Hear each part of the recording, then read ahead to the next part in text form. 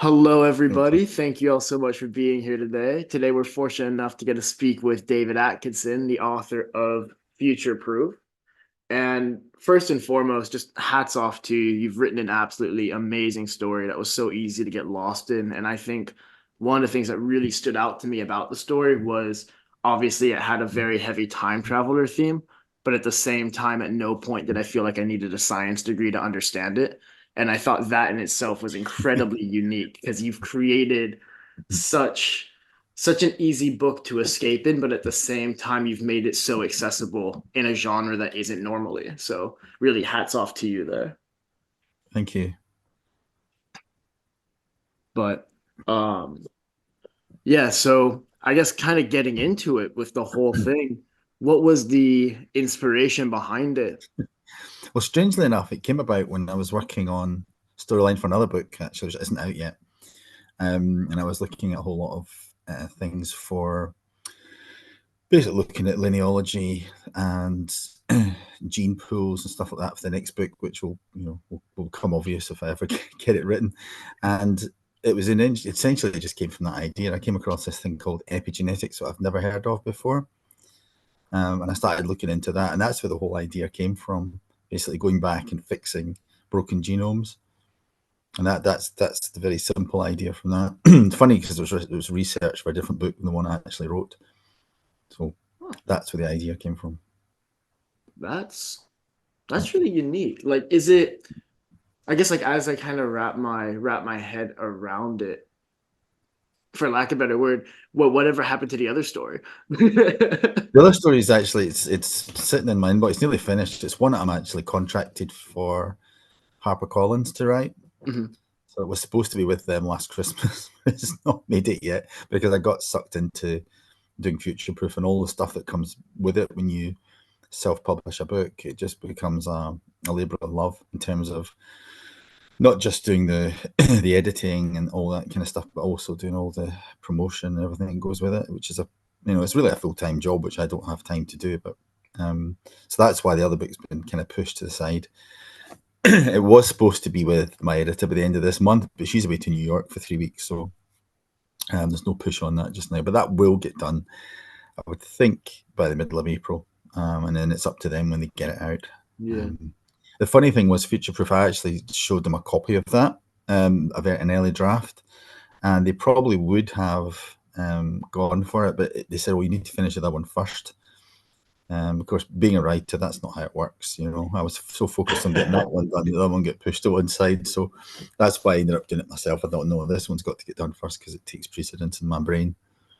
No, I think that's Mm. great, and I think again, you didn't necessarily make it any easier on yourself by adding what do you call it? By adding like a soundtrack to it and everything like No, that. no, it didn't. I have to say that was pretty a great good idea. It sounded like a good idea at the time. Let's say that. But then I can play instruments, and picking up vocalists was really good fun because it was a time just after lockdown when nobody really was doing anything. Mhm. So there are all these great singers and stuff just hanging around thinking, what can we do with our time? But the music production, I had no idea what to do with it. I've never done any of that before. Um, it's like a dark art, so I had to enroll onto a music production course with the London Guildhall, which was free, but it was online. It was basically an hour and a half a day for 6 months. So it was quite full on to learn all that, and that Yeah. that was that was a challenge as well. Again, the extra time with just the end of lockdown when nobody was really doing anything. So timing wise, it was quite good. And it's good. Yeah, people say once if you spend 190 hours doing something, that gives you the edge over 95% of the population. And I must have spent about 400 hours doing that, so it gives me a good edge. Not that I don't want to do it Speaking for a of living. doing, yeah, speaking of doing things for yourself, so was Future Proof the first self-published book that you'd released on your own? Yep, And it if it was. was, like, what's your experience been with self-publishing? Because God knows I'm well aware it's a tough game, man. It was tough. The toughest thing, the toughest, it was not so much about editing because I'd worked with people at HarperCollins before, so I kind of knew what good looked like, which helps. But I set myself a goal not to spend a penny on doing this. Believe it or not, that was a target. I thought I'm not spending any money on this at all. Wow. Not for any particular reason. Just then, I thought I'm not going to spend, because you jump onto these forums and people are spending thousands and thousands on editors and hundreds of pounds on cover designs, and I thought I'm not doing any of that. You know, this is self-published. I'll do it all myself. So it was a big learning curve, particularly on proofreading, because I've got a wonderful beta reader called Stuart, who is also a writer, and we share manuscripts quite regularly. So we've built up a trust over the years where we can be quite brutal with each other, so without being offended. And so that was incredibly useful right at the beginning, just to pick up any big issues. And after that, I've just got a technique where I print everything off, and I go through 2 chapters at a time with different coloured pens. It sounds very Janet and John, but I go through different things. So spelling is green, grammar issues are red, and anything that doesn't sit quite right is blue. That's a really cool way of doing it. Yeah. I might take that on myself. That's pretty thorough. But when you print something off, you suddenly see things you never see on the screen as well. It makes such a difference. I mean, you'll never get everything, but even then, I've just read one of Mary McFarlane's new books, and it's full of spelling mistakes, and that's from HarperCollins. So you'll never get everything, but as long as you get 90% of it or 95% of it, I think you're on a fairly decent place. I think what I've experienced with reading as much self-published as I have is that people are a lot harsher when they read self-published stories, when they read indie stories. So like you said, like you will find typos in traditional publishing houses and stuff like that. But if you see a typo in a self-published book, I know so many people that'll just immediately write it off. And it's an uphill battle. It is. But I learned a lot doing it, and the good thing is it puts you in that position where I'm thinking, right, next time, if HarperCollins don't offer me another contract, then so what? Whereas before you were very beholden to them. I quite like to do both. I continue to do both, but it takes that kind of pressure off you. And also, Future Proof has actually done better than any of my other traditionally published books so far. So, all power to me. I was gonna say, definitely last time we spoke, it sounded like Future Proof was really picking up. So it's nice that you have that leverage going into any future conversations as well. Mm-hmm. Totally. Yeah, it's good to be able to make yourself independent from the publishing houses. It means you can, I'm a big fan of indie authors, and being able to do whatever you want. You get much more interesting stuff, I think, when people aren't beholden to any standards, really. Of course, that means the standard can also drop quite low, but that's what we're here for. So earlier on, Ryan took his hat off to you for several things. I'd like to take my hat off to you for being a fellow present tense writer. First person present tense, I thought was a really great choice for the story, given that it deals with time. But was that a deliberate choice that you made in the tense and perspective? Yes, yeah, it was. I am working on a couple of follow-ups to it, and they're like Future Perfect, and there's one of them I haven't actually got a title, but they'll all be all variations on a theme. But it's not going to get done tomorrow because I work full time. I've also got this other book to do. But hopefully by the summer I can get straight into it and get my head down. So yeah, that was intentional. I just thought I quite like I'll always drop the title in the book somewhere. So oh yeah. Love a title drop. So it always pops up somewhere in all my books. There's always the reason why the title is there. It's not just plucked out of the air.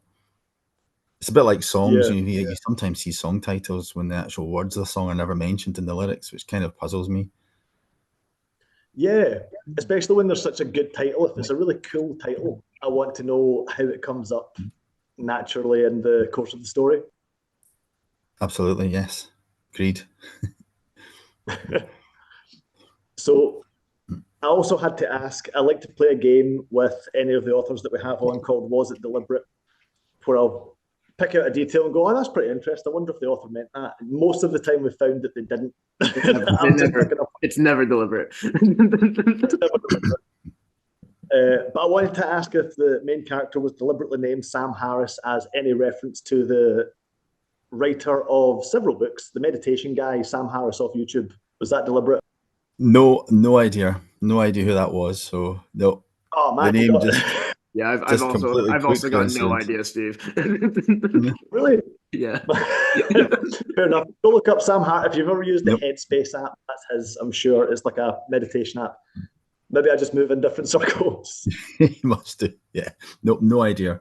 He was Sam, and I wrote the second name. I think just came about because I was trying to avoid Sam Beckett from Oh yeah.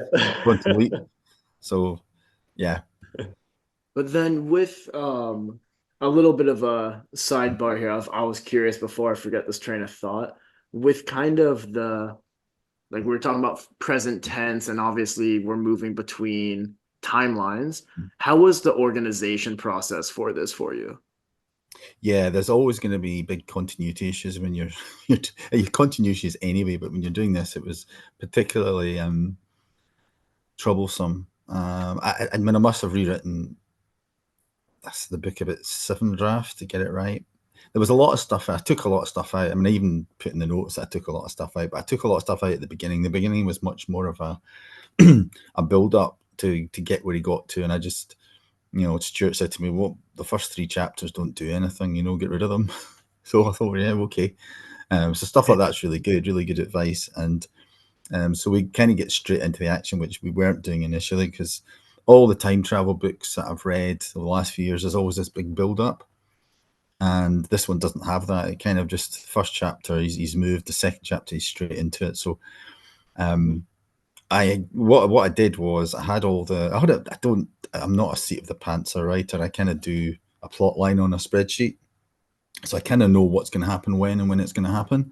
So I just have to go back and refer to that every so often to make sure I'm not falling off the travelator. It will vary when you're writing because things happen and things change. But essentially, I kind of stuck to the plan, so I knew roughly what was going to happen when it was going to happen, and that does help avoid the big traps, the big mistakes that you can make. Mhm. And it is, you're doing a time travel book. It essentially, it is quite a complicated thing to do, and to try and I was always making sure that I tried to keep it as engaging and simple as possible, because what I hate in a lot of the time travel books I've read is all the science mumbo jumbo, which you can end up writing yourself down a dead end with that stuff. You can go off and do 20 pages of scientific explanations, which I did initially, and I thought, this is just crazy because no one's going to read this. No one's going to be interested in that. It's not adding to the story. So if it didn't add to the narrative, I cut it. So it was probably about 110,000 words initially, and down to 82. So you can see how much was taken out. Wow. I can really see that in the story. I think I've read lots of time travel stories, and in many of them, I'm sure if you went to the trouble of writing the kind of rules and stuff down, then you've at least got the understanding of is the timeline set? Are we playing with determinism or not? Is it, what kind of time travel are we dealing with here? Is it you can change things back then? But I thought that all flowed pretty consistently with how the so-called rules of time travel go. Like, it never really offended my sensibilities for minutiae or detail. Thought it was just the right bit of seasoning. No, Thank you. I mean, he's basically sending his consciousness back, if you're being technical about it, though I never actually say that. Yeah, I thought it was cool. It was a nice balance. It was very easy to follow, which was quite nice. I didn't catch myself having to reread sections or anything like that to be like, wait, he's here, he's doing this. And I think going back to the sciencey bit, I think I really appreciated how you kind of explained how it all worked towards the end of the story, because by then I was very invested, and I was really curious to see how it all worked with the island and the actual natural elements of it and everything like that. But I think one of the things I really appreciated about this was how you, and this is such a I guess more basic idea, but you played on it so well about just because you change something for the better doesn't mean that in the long term it's gonna be a better outcome, And I think that played really well, because there were moments where Sam made these changes that he thought were like, oh, I should do this because this makes so much sense in the short term, but then in the long term it ended up a lot worse than it had ever been. Yeah, that was part of the fun. I think I have to say, when you're talking about Lucy, Lucy's my favourite character in the whole book. I prefer her to Sam.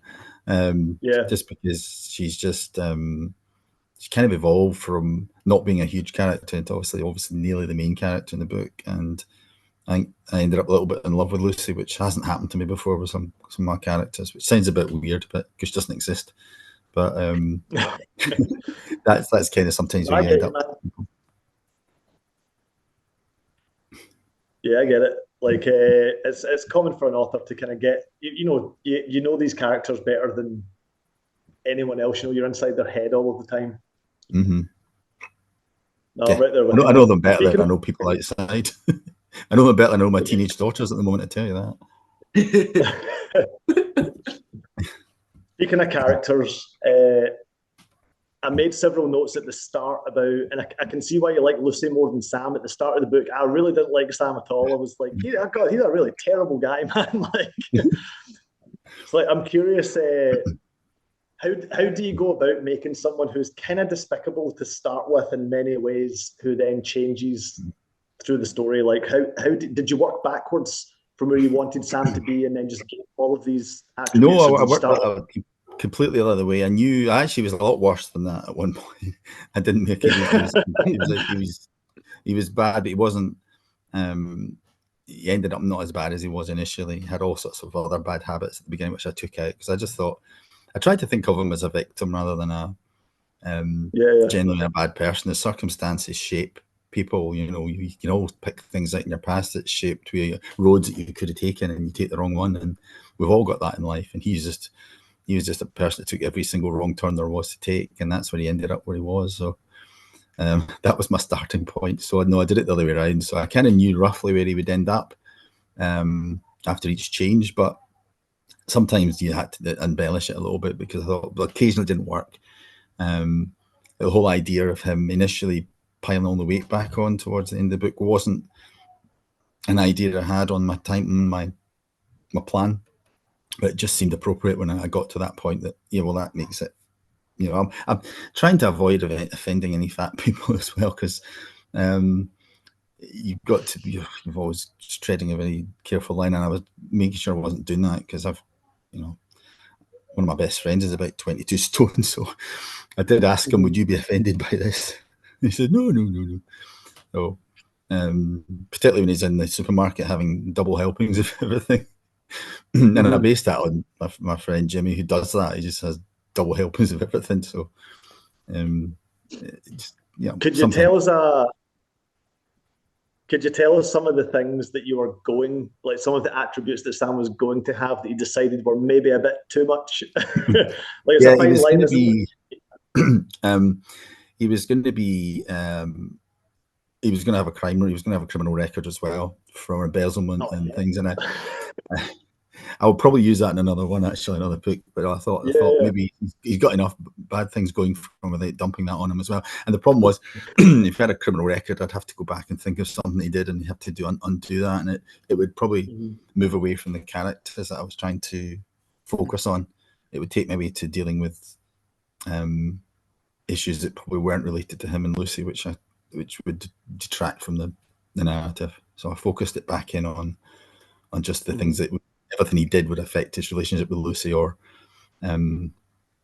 his kids.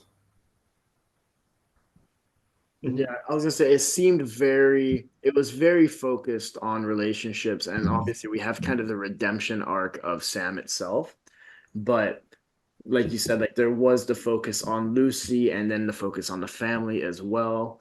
And if I believe, was it Sam? Because I apologize, I've read this, it's been a while now. He was the one with the difficult father who was working on the oil rigs. That's right. Yeah.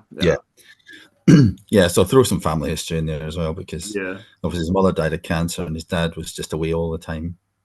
And I kind of based that on my own upbringing a little bit. There's not a lot of me in this, I have to say, but my dad was away all the time when I was a kid, so it was mainly my mum who was around, just because his job took him away all the time. Yeah. Fair. That's neat. I think an author puts a little bit of themselves into everything. Oh yeah, totally. Right? Like, or at least people that they know.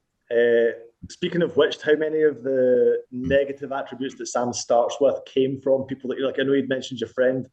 Is there other stuff that you gave to Sam that you were inspired by other people? There's the living in a squalid flat thing. I kind of just went back to my student days there for that. I mean, that's not the same thing, because when you're a student, you're just used to living in a squalid flat. That's kind of it's a rite of passage, really. I think we've all done It's it. not a bad one. So I just remember living in my bed sit when I was at university, and it was a kind of mixture between what Sam's flat was like at the beginning with all the stuff on the floor, and the mixture of the stinky rooms when he's with Lucy later on. So that was very much a manifestation of my student days. It probably doesn't say much about my tidiness back then. It was funny because after that I went to share a flat with some girls from university, and that was completely different. You know, everything was nice and tidy and smelled clean. Whereas if it's a lot of blokes in a flat together, it's just not it's not your priority number one. Yeah, I've been in both of those situations, and it's been very, very different. It's a Which little is part different. of there you go, Ryan. I was just gonna say, it's a little different in the States, but you are still living in squalor. Yeah. It's just university. The problem is when you're a student, you've got no money for anything, and we never lived in the halls or anything. We just rented flats from landlords that didn't give a monkey. So it was, I remember staying in the flat when I was a student. It's probably nothing to do with the book, but I had to keep moving the TV around because the roof was leaking in different places depending which way the wind was blowing. Can I ask, David, whereabouts was it that you went to university? Like, where were you living when you were? I went to it's Glasgow Caledonian University in Glasgow. Oh, mate, yeah, I'm in Glasgow just now. Yeah, I've been in the Glasgow Cali halls, I'm sure. Yeah, long time. It was back in those days. It was just transitioning from the tech to the Cali. So it was half in there and half in the old Queen's College building down in the West End. Oh man, yeah, yeah. I've lived in some pretty minging Glasgow flats with like 8 other people, before HMOs were a thing. See, it's so different in the States because obviously it's university by like university dependent, but like a lot of them force you to stay on campus. A lot of them force you to stay in the halls for at least your first 2 years. Yeah. So it completely changes. But then all the houses around the university are pretty much as grungy as you can get. Yeah. Yeah. It's like it doesn't matter where you go, it's all the same kind of situation. But I was gonna say there seemed to be, regarding the experimental therapy and everything that he was going through, there always seemed to be this shining light on the doctors. I forget their names and I apologize for this. There's the Ramos, the one who he like went back to save basically. There was always this shining light on her, and I don't know if it was because she was kind of nice to him when no one else. Sorry, I lost you that last second there. It was because what? Because she was always nice to him, even when he came in like the first instance, she was still like gentle and sweet and kind. And it seemed like that wasn't what he was used to, especially with the agent he was working with and everything like that. It seemed very like so. Yeah, I think when people go through the care system or the social system, people will prejudge them. It's just what happens. It's not right. It's just the way it is. So yeah, for him to have somebody actually being nice to him is very unusual. I think he's obviously got used to, in my head, he'd got used to being, pushed from pillar to post and treated like a dumb idiot. And he's never stupid. He's just made bad decisions. And I think that's just reflected in the way that people were, dealing with him. He's at the beginning, he's technically, I haven't mentioned it, he's clinically depressed. He's not in a good place. And part of the treatment is to try and lift them out of that. I think they do talk about normal therapy being quite taking a long time, which I'm sure it does. I haven't been in therapy, but I imagine it would take a long time. Whereas this is a quick fix. But they have no idea that what's happening is happening. They just think it's they see him, when he loses all the weight right at the beginning, nobody knows that he's done that. It's just, they just think this is, we've gone back and we've done that one and move on to the next one. So it's like an alternative therapy. But yeah, being nice to him is something he's not used to.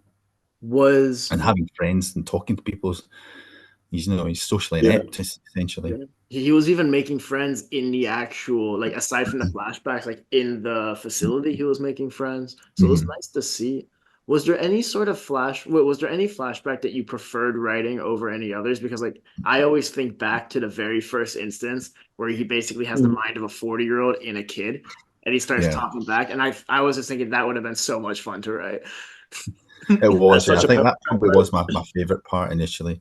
I think that worked well because it just gets the book off to a flyer. I could have done more. Actually, I probably was thinking of doing more, but I really wanted just to push it on because I think sometimes less is more. If you've done that 2 or 3 times, you probably get a bit bored with it. It's just the shock value of it, I think, worked.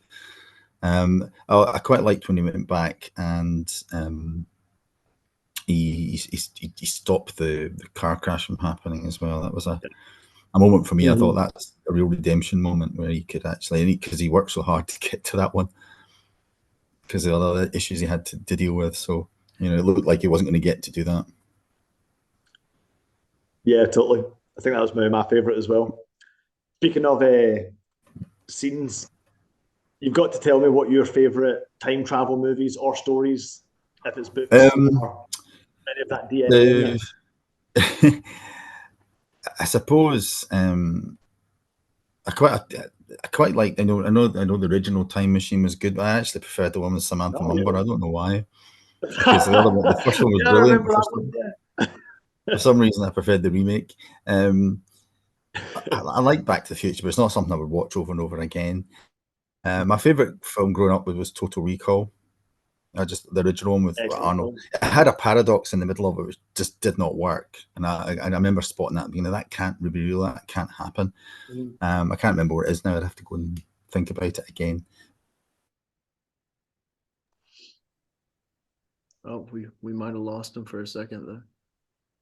I thought he was just thinking really hard, trying to remember.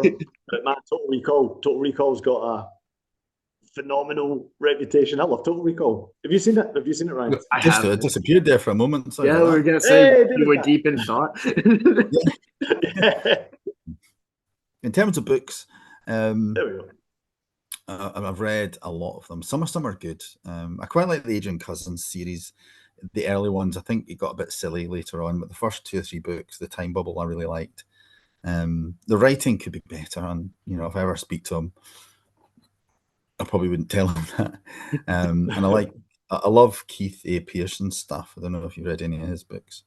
I chat to him by email sometimes. He's great. But I just love his stuff. It's just I had to say to him, I didn't like his last book as much as the others in lieu of you or in lieu of me. But all his other stuff with Clement and things like that are just absolutely wonderful. As an indie author, he's to me he's the flag bearer. Nice. I'll need to look up his stuff. Oh, you'll love it. It's just brilliant. He's an indie, he does it all himself, and it's he makes a living from it. That's all he does. So good man. Well, that's what we're all about here. Good indie authors. And I know what you were saying earlier about having writer friends who you can trust, who you can talk about writing and stuff with. Probably the most invaluable thing I've got is other writers who I can speak to about the books that we write. So that's pretty cool to hear, man. Yeah, I like that. It definitely helps with it. It can be a pretty lonely pursuit otherwise, It is. It's funny. My wife's never written a word I've written. I never read a word I've written. Yeah, mine neither. I'm getting married in June, and my fiance has never read anything that I've ever written. Quite happy to keep it that way, honestly. But she's not any weird sci-fi. It's cool. She ain't got to force it. Degrees of separation is probably quite healthy. Yeah, exactly. What is it you write? It's all right. Oh, how do you describe Icebreaker? The Interloper trilogy that I wrote is sci-fi horror, post-apocalyptic. I describe it as shamanic sci-fi. There's a lot of weird. You could probably tell looking at the way that I dress. There's a lot of weird stuff. Otherwise, I'm also in the middle of writing a fantasy series at the minute called The Blind Age. I'm about to release the second book for that, Brilliant. which is kind of fantasy horror. Everything's got a bit of horror in it. You know? Yeah, cool. I mean, I'd read. I've never really been a big zombie fan, but I read all the R.R. Haywood stuff. His early zombies are just they're just brilliant. They're quite funny actually. You know, they're shock horror, but they're actually it's written with tongue in cheek all the way through, which is really good. And he writes. He's got mainstream stuff now, but I don't read a lot of his other stuff. I have to say, but I did like his zombie series. Yeah, I was really surprised by how many indie zombie writers there are. When I started this process of trying to find books and everything for the box, there's so many weird and interesting takes on zombies. Zombies and wolves. Totally, you get the zombie stuff I can cope with. The Amazon is awash with werewolf and billionaire nonsense, which just drives me demented. Vampires, you know, it's been done. You know, if you can't write, how can you beat Twilight? You know, or Buffy? If you can't write better than that, don't bother. Yeah, I always think whenever I see the different supernatural creatures in romance situations, I think the next big breakout is going to be mummies or something, like just Egyptian classic with the bandages around them or something. See, I had this whole. A friend of mine posted earlier today about this. So like vampires, they suck your blood. What do like zombies? They want to eat your brains or whatever. What do mummies do when they get a hold of you? Do they just beat you up? Like what is their thing? Good question. I don't know. I try to remember the Brendan Fraser things. I think they just wanted bits of bodies so they could put themselves back together. Yeah, I thought that was it. Right? It's like Jeepers Creepers kind of thing where people and get their organ because they have all their organs taken out when they're mummified, don't they? The Egyptians would remove the brain, so they got to take bits out of it. That's a damn good question. I don't know what mummies do. I thought they wrapped you in, and then it's a surreal conversation. Yeah, that's a tangent we can go on for hours. That's when you need like 2 beers and you're gone. But I'm looking at the timer. We got 4 minutes left. I just want to make sure everybody has a chance. David, if people liked Future Proof, what else of yours can they read? Where can they find you? What's the best way? All my stuff's on Amazon, or I've got HarperCollins author page, but there's not much on. There's only one book on there at the moment. But just keep an eye. I don't have an author's website because I had it and it was just costing me money and not actually doing anything. And I don't really know how to merchandise that, so I just get rid of it. My Amazon page is where they'll find me. I'll update everything on there. I don't do a mailing list because I don't know how to do it. I'm the same. Well, I'll do a mailing list. Well, I don't really know where to start with that. The nice thing that's happened with Future Proof is because my email's at the back of the book. I've had about 10 emails from people just telling me how much they like the book, which is just great because I've never had that before. So people actually take the time to drop me an email, which is really, really nice and really appreciated. Because you don't get that from a 20-word review at the back of on the Amazon site, but when they actually drop you an email and say, how much they loved it and stuff like that, that's just great. It makes your day. Well, as someone who's a reader and not an author, I have to say it's always getting to actually hear from the authors themselves, whether it just be like a DM or an email or something. It always makes my day. It feels you feel so heard from it, and it's so. Power to you for actually checking and responding, because I think a lot of times, I think that's one of the things I really like about the indie sphere is that the authors aren't above, if that makes sense. Like it really is that community aspect. I think everybody really appreciates that, because even these interviews, like I think 9 times out of 10, we would not be able to do these with, I guess, more traditionally published authors. No, you wouldn't, because they're just when I went to just a quick aside, I went to my first book came out 2015 and it got nominated for the Romantic Novel of the Year with the Romantic Novelists Association. So I went along to the the awards ceremony in London, and it was bizarre because it was just like me sitting there, And all these authors came in, and it's, you know, there's people had entourages, they had their managers, they had publicity agents, had their agents, they had their publishers, they had the editors. Some of them had a table to themselves. It was incredible. There's different levels of where they're people are. You know, they're a small industry unto themselves. Which hopefully that I can't say I wouldn't like that, but I think you get removed from reality when that stuff's happening. Yeah. I believe it. I couldn't imagine, honestly. But I think that's, again, one of the big joys of all of this is getting the much more personal experience with actually getting to speak to the author, knowing like, hey, this bit didn't make sense, or I really, really love this bit, and reaching out and getting that response. But it says less than a minute. I'm timing it. We got about 50 seconds. So anything else you want to say? Now is your time. No, I thank for I mean, if whoever watches this, you know, thanks for buying the book, reading the book, and just leaving reviews. It just makes life so much easier as a writer, because you think, right, okay, so that worked. You sit for the first few weeks after the book goes out and think, dreading the first reviews coming, because you have no idea what the response is going to be. So when you get a good response, it just takes the pressure off you. No, of course. It really does. Well, thank you again, David, so much for being and thanks here. for your time. Sorry, for those of you that have made it 40 minutes into the interview and forgot, the book is called Future Proof. But yeah, thank you again, everyone. Have a wonderful day. It's going to cut us out in 10 seconds. So Bye. take care. Thank you. Thank you again, David. Bye.